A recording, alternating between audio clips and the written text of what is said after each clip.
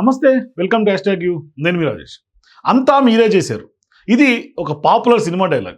అంతా వాళ్ళే చేస్తున్నారు, అన్నీ వాళ్ళకేనా? ఇప్పుడు ఇది తెలంగాణ కాంగ్రెస్లో పాపులర్ అవుతున్నటువంటి క్వశ్చన్.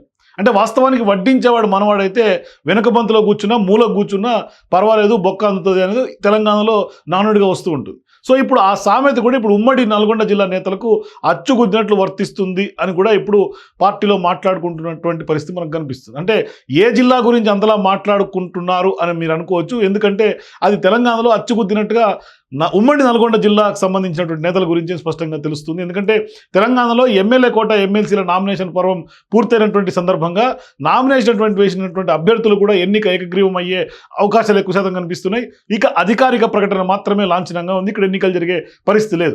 ఇక్కడే సరికొత్త చర్చ తెర మీదకి వస్తుంది తెలంగాణ రాష్ట్ర రాజకీయ వర్గాల్లో. అదే కొంత పవర్ ఆఫ్ నల్గొండ. అంటే కాంగ్రెస్ పార్టీ తరఫున నామినేషన్ వేసినటువంటి శంకర్ నాయక్ కానీ, అద్దంకి దయాకర్ కానీ, మిత్రపక్షం సిపిఐ తరఫున బరిలో ఉన్నటువంటి నెల్లికంటి సత్యం, ఈ ముగ్గురిది కూడా ఉమ్మడి నల్గొండ జిల్లాకు చెందినటువంటి వారే. అంటే ఇప్పుడు దీని గురించి అందరూ కూడా కాంగ్రెస్ పార్టీ నాయకులు కానీ, తెలంగాణ రాజకీయ వర్గాలన్నీ కూడా మాట్లాడుకుంటున్నటువంటి పరిస్థితి. అంటే రాష్ట్రంలో పొలిటికల్ పవర్ అంతా కూడా నల్గొండ చుట్టూనే తిరుగుతోందా అనే చర్చ కూడా కొత్త అంశం రాజకీయ వర్గాలు షేక్ చేస్తున్నటువంటి పరిస్థితి. ఇక ఎమ్మెల్సీ అభ్యర్థుల ఎంపికలో కాంగ్రెస్ మిత్రపక్షం సిపిఐ సామాజిక సమీకరణ లెక్కల ప్రకారం వేసుకొని జాగ్రత్తలు తీసుకున్నాయి.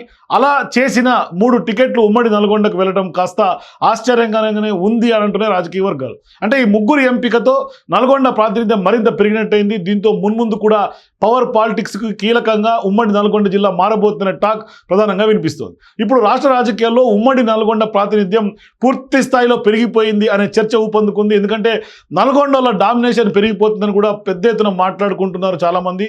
మరో 3 ఎమ్మెల్సీలు దక్కడం చర్చనీయాంశంగా అవుతోంది. అయితే ఈ ఎంపిక రాష్ట్ర రాజకీయాల్లో కొంత ఆ జిల్లా పాత్రను, బలగాన్ని మరింత పెంచిందని హస్తం పార్టీ నాయకులు కూడా ఇవాళ హర్షం వ్యక్తం చేస్తున్నటువంటి పరిస్థితి. అంటే వాస్తవానికి ఉమ్మడి నల్గొండ జిల్లా కాంగ్రెస్ పార్టీకి కంచుకోట అయినప్పటికీ కూడా వాళ్ళ హవా కొంత నడుస్తోందనే చర్చ కూడా ఉంది. అంటే మరికొందరు మాత్రం అన్ని ఆ జిల్లాకైనా అంటూ కూడా పెదవి విరుస్తున్నటువంటి పరిస్థితులు కూడా ఉన్నాయి. ఉమ్మడి జిల్లా నుంచి ఇప్పటికే ఉత్తమ్ కుమార్ రెడ్డి, కోమటిరెడ్డి వెంకటరెడ్డి క్యాబినెట్లో ఉన్నారు.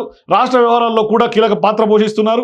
ఇదే టైంలో అదే జిల్లా నుంచి తాజాగా మిత్రపక్షం కలుపుకొని 3 ఎమ్మెల్సీలు ఎంపిక అవడం ఒక ఎత్తు అయితే, మరోవైపు గతంలో తిన్మార్ మల్లన్న ఎమ్మెల్సీగా కొనసాగుతున్నటువంటి నేపథ్యంలో ఆయన కూడా అదే జిల్లా. మరి రాష్ట్ర కాంగ్రెస్లో వాళ్లకు మించినటువంటి మునగాళ్ళు మరి ఏ జిల్లాలో లేరా అంటూ కూడా కొందరు కాంగ్రెస్ పార్టీ నాయకులు గుర్రుగా ఉన్నట్లు కూడా కొంత విశ్వసనీయ వర్గాల నుంచి అంతర్గతంగా వాళ్ళు మాట్లాడుకుంటున్నటువంటి వ్యవహారం. సో ఇప్పుడు మంత్రులు ఉత్తమ్ కుమార్ రెడ్డి కానీ, కోమటిరెడ్డి వెంకటరెడ్డి కానీ క్యాబినెట్లో కీలక శాఖకు ఇప్పటికే ప్రాతినిధ్యం వహిస్తున్నారు.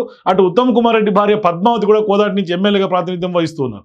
మరోవైపు ఉత్తమ్ కుటుంబానికి బంధువు కుమ్మం అనిల్ కుమార్ రెడ్డి కూడా భువనగిరి ఎమ్మెల్యే, మంత్రి కోమటిరెడ్డి వెంకటరెడ్డి సోదరుడు రాజగోపాల్ రెడ్డి మునుగోడు నుంచి ఎమ్మెల్యేగా ప్రాతినిధ్యం వహిస్తున్నారు. ఇక రేపో మాపో త్వరలోనే క్యాబినెట్ విస్తరణ కూడా జరిగితే ఖచ్చితంగా నాకు పదవి కావాల్సిందని పట్టుదలగా పావులు కదుపుతున్నారు కోమటిరెడ్డి రాజగోపాల్ రెడ్డి. ఇక సీనియర్ లీడర్ జానారెడ్డి గతంలో ఉమ్మడి రాష్ట్రంలోనే చక్రం తిప్పారు.